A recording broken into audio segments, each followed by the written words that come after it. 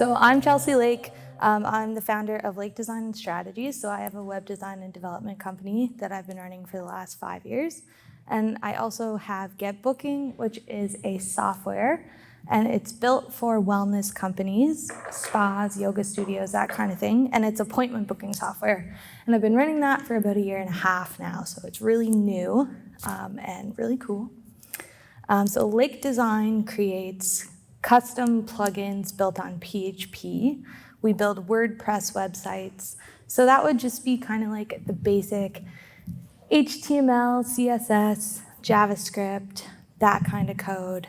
While Get Booking is a little more intense. It's built on Laravel and Vue.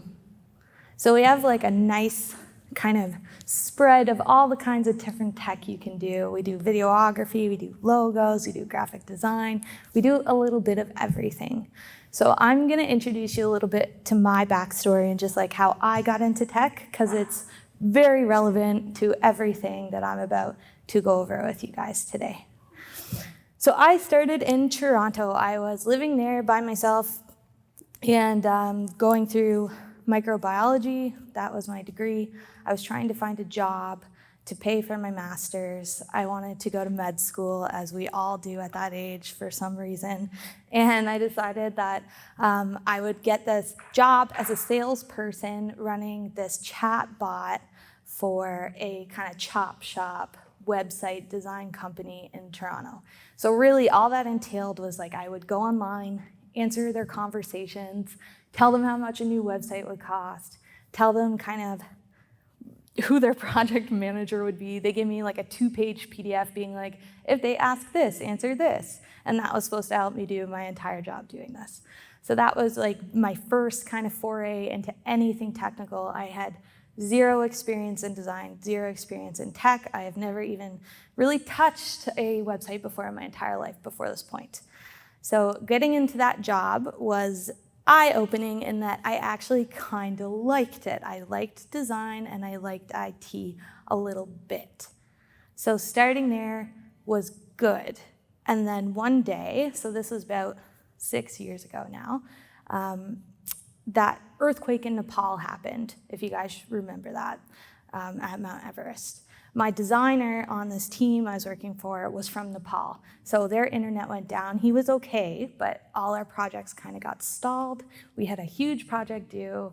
It was kind of a bit of a big deal if I missed it. So I decided, for the first time ever, to open up Photoshop and try to finish this website. And it probably took me 20 hours, what I could do now in less than 20 minutes. I couldn't even make a rectangle gray, which literally took me 2 hours. I'm not joking, I remember this like it was yesterday, because that is crazy. But it's true. So then I just got through it, and I realized like I loved doing this. I loved it. Like creating designs, making something beautiful is an amazing feeling. And I never felt that when I was doing my science degree. It was good, but it wasn't that good. So I thought, okay, I'll just keep working my way up. I'm gonna try and get a job and development. I'm going to keep pushing, but this was a little chop shop spot. They weren't creating masterpieces. They were kind of just getting them in and out as fast as possible. So what I did next was I told everyone in my life, I want a job as a web designer. I'm a web designer now. Surprise. Was I? I don't really know. Probably not. So I reached out to everyone I knew, and I told them this is what I was doing. And my little brother, his boss, whose name is Ed, is a construction worker. He told his friend at church, whose name was Phil, that I was looking for a job. And Phil had a company called Lift Media, and he worked with some like famous authors and amazing writers and just like fabulous people. And I wanted to work with him. So I made a deal that I would work for $10 an hour to start. And if he actually liked what I could do, then he had to pay me more and I would get a job. So that's kind of how it started. So after the first 2 weeks, he said, okay, I can't pay you $10 an hour anymore. I'm just feeling too guilty. You have a job. And he bumped me up to 20 bucks an hour, which was great. So from that point, I got one of the most amazing mentors I've ever had in my life. He taught me everything I know. He accelerated the growth of what I'm capable of from like something that should have taken me 15 years to get to a point, it took me 3.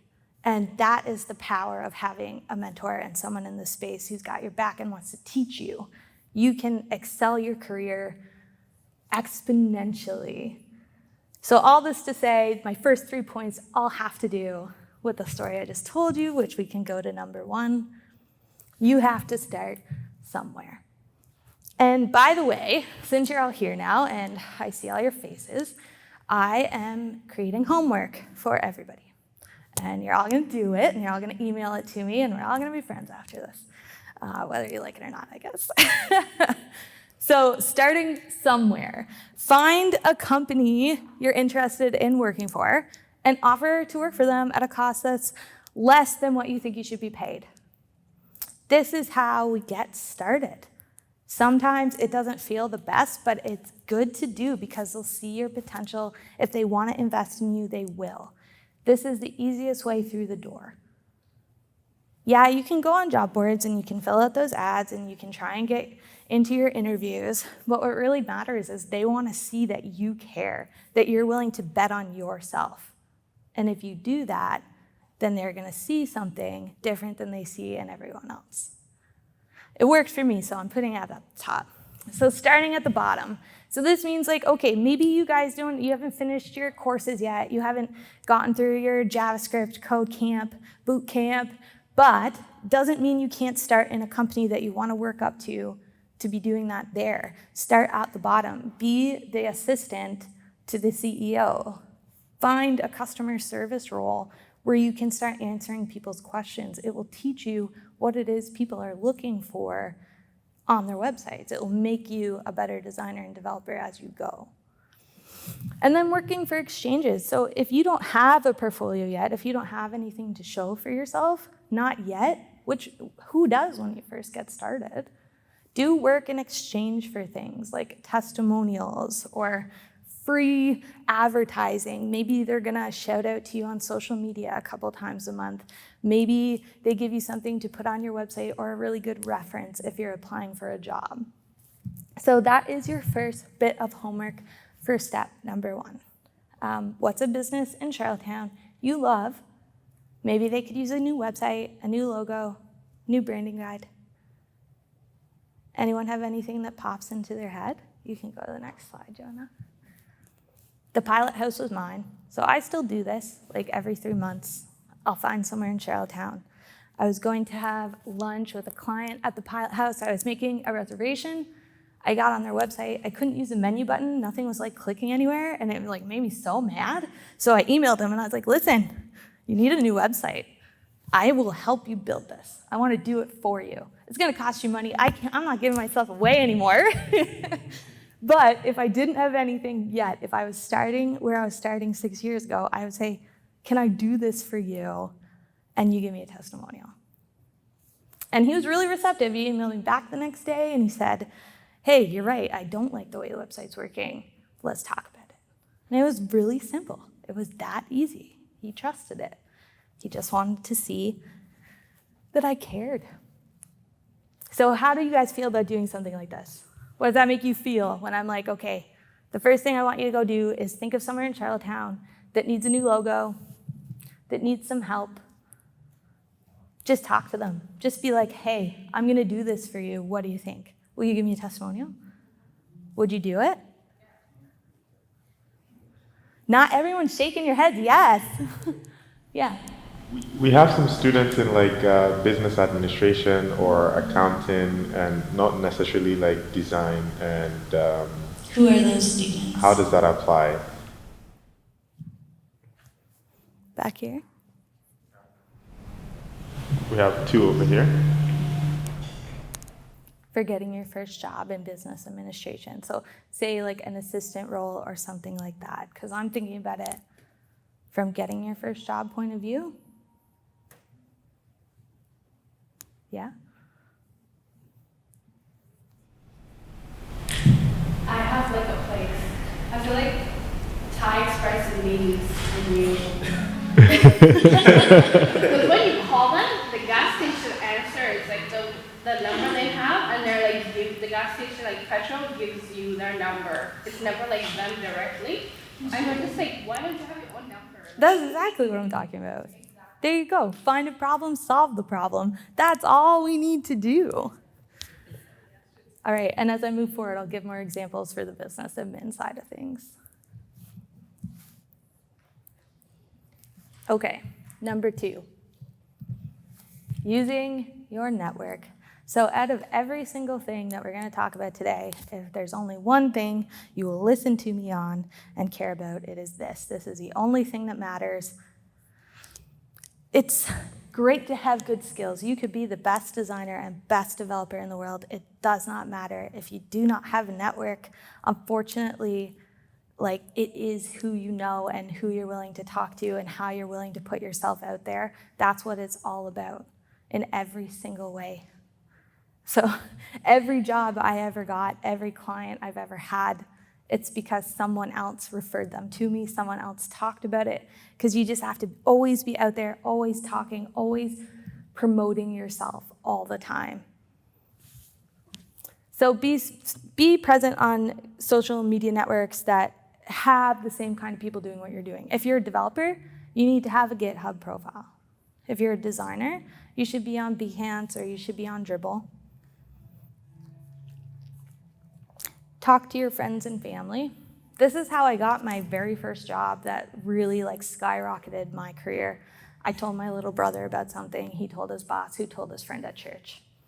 And that's really how it works. 50% of all jobs in IT, they don't get posted. They don't get listed.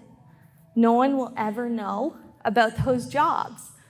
They just go to friends and family. People ask around. No one wants to go through hundreds of applications to find your application. So the only way to get that is by talking to people and putting it out there every chance you get. Every conversation you have, just put it out there. Oh, by the way, I'm a web designer looking for work, or I'm a web developer and I'm looking for this kind of job, or I'm in business admin and I want to do this kind of thing. Asking people out for coffee, networking in real life. You guys are doing that right now. You're here. You're meeting me. You're going to tell me what you want in your life. I'm going to tell other people. They're looking for people to hire. That's exactly how it works. That's it. That's all there is to it. So my piece of homework for this one is, do you have a LinkedIn profile? And is it up to date? You can go to the next one, Jonah. So the next piece of homework I want you to do is go on your LinkedIn and fill it out in its entirety. I can't pull up mine on here. I was going to do that, but that's okay. And really what I mean by this is LinkedIn is your online living resume. This is where everything that any recruiter wants to know about you is going to see what you're putting out there. So this needs to be up to date. I get 500 hits on this a week. People are constantly reaching out to me on LinkedIn. This is just how you get attention online now. Instead of people putting out job postings, instead they're sending it to recruiters. They're sending it to people like Daniel, and he's finding the right people for the jobs. So filling this out is great. There's a place now to put your featured projects. There's a place where you can put in your skills, and everyone in this room can endorse each other's skills to make sure that, you're bumping each other up. Just create a group and do something like that. So that's the next bit of homework for everyone here. And I'm going to follow up on all this, but we'll see. We'll see what happens. All right, number 3, mentors. So when I found Phil, he really decided to take me under his wing and teach me everything he knew. And this is very important. While we can learn by ourselves, we're not going to grow unless we have people that have been there, done that, so we don't have to make the exact same mistakes that they made. It takes away years and years of mistakes to get to the point where we can just be really good at what we do really quickly. So you need to find someone that you not idolize, but someone that is doing exactly what you wish you were doing right now. Who's that person for you on the island? That you look at them and you're like, man, I really wish that I was doing exactly what they were doing. And whoever they are, ask them out for coffee. That's homework number 3.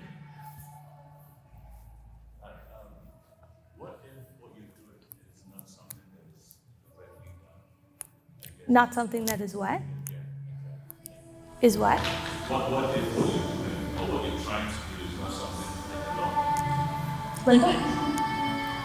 2D animation? Well, yeah, there's not a lot of 2D animation, but there's lots of people that do 2D animation. Taraka does 2D animation. Yeah. So there's people here. And actually, he just did I think he did the hair in Brave for Disney. He's on PEI. Yeah. So that's the thing. Yeah. So anyone that you can imagine, they're here, they're hiding. There's famous comic book artists here that did Spider-Man. There's people that work on Disney movies on PEI. You just they're just not talking about it, but they're out there. Yeah. So if you want to find that person and you want help finding that person, just email me. Say, this is the person I'm looking for. I will send you to that person. Yeah, sweet. Nice. So that's homework number 3. You can go to the next one, Jonah. Keep it short and sweet. Hi, person I want to know. My name is Chelsea, and I do this. I follow your work, you inspire me. I want to sit down and ask you a few questions about how you got started and what you're working on. Would Friday at 8:30 work for you? Coffee's on me. Don't say anything like, if you don't want to, it's okay, or if you don't have the time, don't worry about it. Don't say that. Don't do it. Be confident. Say, I want to meet you. Would this time work for you? 8:30 is a good time because work starts at 9. Friday is nice because people don't usually have meetings on Fridays, or we try not to. And this is really the best time you can do it. Try to go early in the morning. The people that you generally probably want to talk to about this stuff are getting up at 6 a.m. anyway, so it really just shows that you're driven and you want to get on the same page with them. And when you're having that coffee, treat it like a job interview. Be really professional, have questions ready, be interested in what they're doing, share about yourself, but make it about what you want to learn from them. A really good thing I like to do when I do this, and I do it once a month so that I can meet every single firm on PEI that does what I do, so that I can make these connections and then get work with them, is I ask them what books they're reading. And then they tell me, oh, I'm reading this really great book called The Lean Startup, and it's helping me learn about cash flow in this area. And I'll say, awesome, I'm gonna go buy that book. And then I read it, and then that gives me what I need to follow up with them and have that conversation and be like, oh, I just read this thing. Do you want to get coffee in a month again and catch up? So it's just a good way to start building that relationship. And that relationship is going to get you jobs right there. This is what's going to get you a job. This. Skills are important, but if you go to the next one, Jonah, you can see it's number 4. This is the 4th one down the list. Competition is fierce. There are so many people that are doing what we do.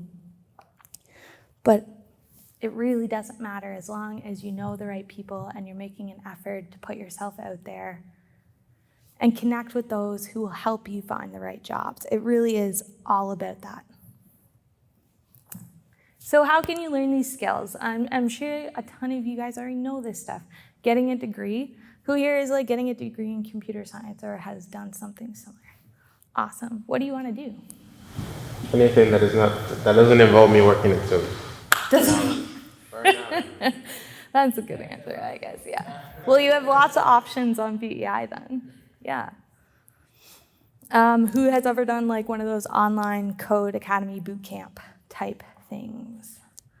Yeah. Awesome. That's paying for another school. I don't really know why I would want to do that.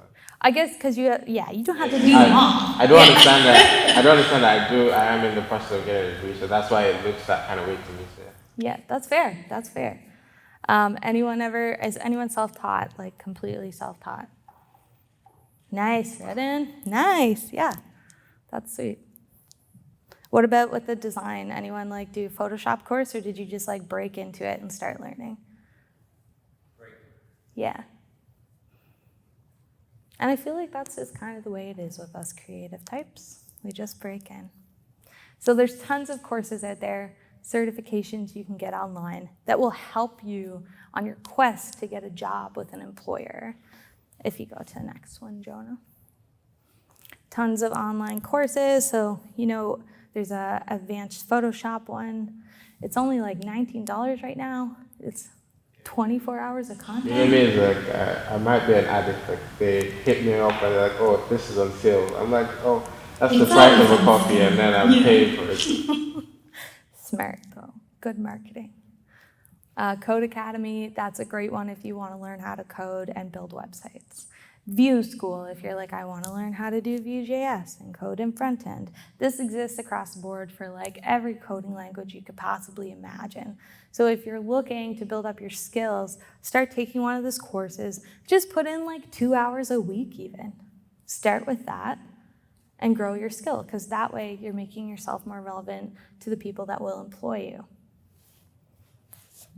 You can go to the next one, Jonah.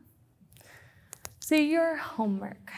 Who has a portfolio in this room if you were going to go apply for a job? Nice. Yeah, that's like half. That's excellent. Would you say that you have like 1 to 3 projects? It demonstrates your IT skills or your graphic design skills. Yeah, I'm looking at you because you're talking to me, so that's great. I actually have 2 out there, because right now I'm in school. I don't really have a specific field in computer science I want to specialize in.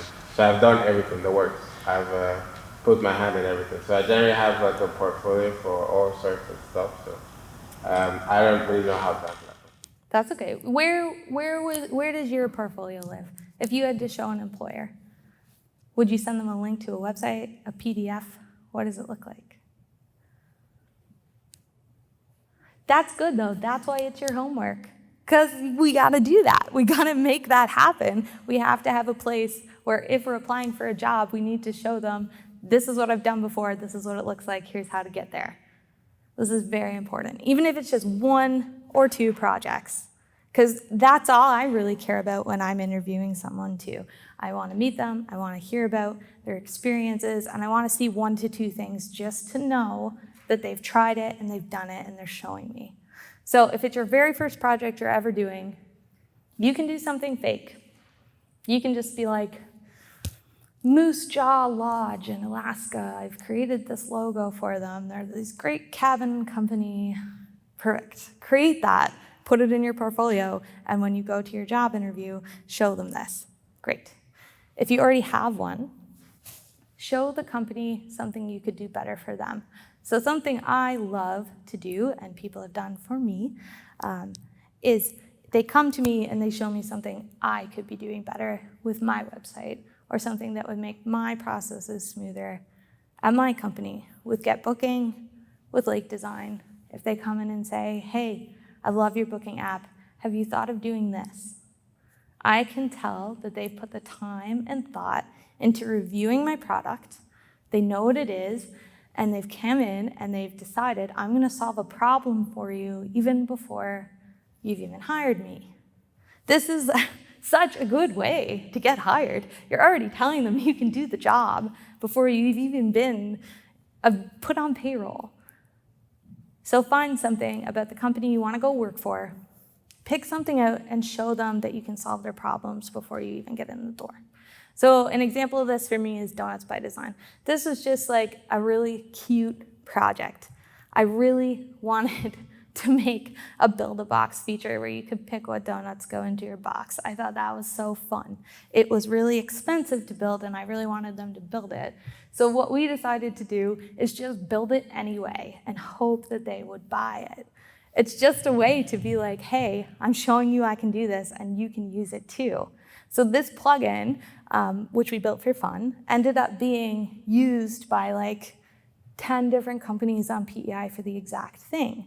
So something that I was like, this solves a problem, I'm going to build it, turned out to be one of our biggest money makers because other people also needed it to solve their problems.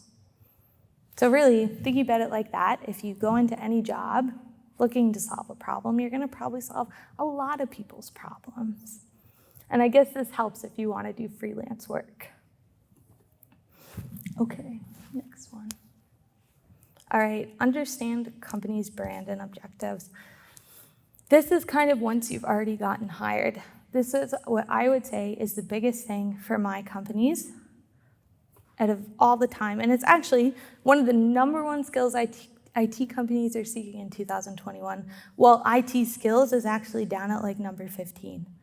So that's pretty crazy. Get familiar with the company and how it runs. So at Lake Design, we run things in a very specific way. There's a certain amount of days that go by before we have an onboarding meeting, how many times we check in during the month, how long it takes to get a first draft of a logo, how long it takes before we start a website, what we need to do that, the processes, everything like that. I need the people that come in and work with me to understand those, to pay attention to the style of work we're doing, what it looks like, what we're trying to achieve, the way we talk to people, the tone. It's different between Get Booking and Lake. And when I hire someone, I really want them to enmesh themselves in that culture and to show up and do it how it needs to be done. This makes you indispensable to a company. If you can just slide into a company and just fit the bill, they are gonna, this is the biggest thing because it cuts the training time down by like half. So know the company you're going into and work to know how they work. Don't be afraid to ask questions and show initiative and try and get more information about the job. Don't be afraid to push buttons and to try and change things, but make sure you're working within the frame what is working for them and move slowly. Because a lot of the time, we've all gone through the process of kind of trying new things and making similar mistakes. So we've all kind of like experienced this, and sometimes we're a little bit unsure of whether we want to try new things. All right, next slide. Being resourceful and keep learning. So this also applies once you're in the role. We don't want to reinvent the wheel, which means Stack Flow. Who uses Stack Flow? Everyone uses Stack Overflow. Have you guys heard of it?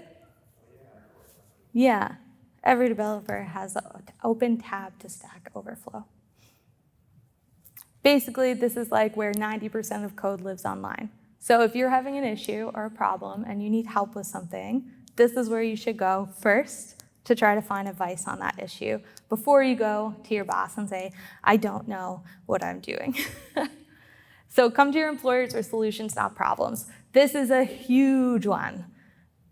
If you have an issue at work or you're stuck on something, before you come and say to me, Chelsea, I'm stuck on this, help me, try to come to me with some solutions first.